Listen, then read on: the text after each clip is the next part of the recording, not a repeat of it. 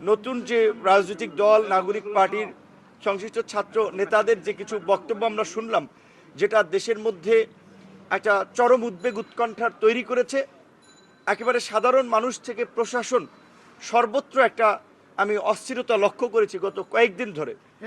কারণ তারা আন্দোলনের পরিচিত মুখ, তাদের নেতৃত্বে তাদের ডাকে সকল মানুষ সাড়া দিয়েছিল, সমর্থন করেছিল।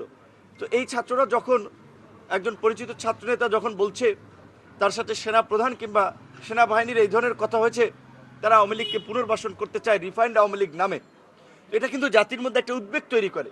কিন্তু প্রকৃত অর্থে আমরা যেটা সেনা সদরের বিবৃতিতে জানতে পারছি, ছাত্র নেতারাই আগ্রহ নিয়ে কিন্তু সেনা প্রধানের কাছে মিটিং করতে গিয়েছিলেন। সেনা প্রধান তাদেরকে ডাকে নাই, কারণ সেনা প্রধান প্রোটোকলে এই ছাত্র নেতাদের ডাকার কথা না।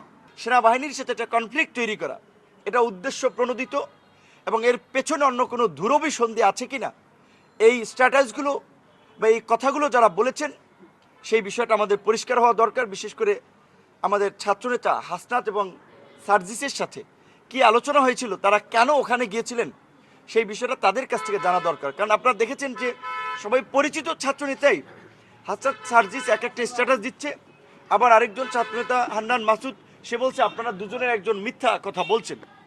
তাহলে হয়তো তাদের দুজনের একজন সেনাবাহিনীকে নিয়ে মিথ্যা কথা বলছে, নাহলে তারা যেটা বলছেন সেটা সত্য।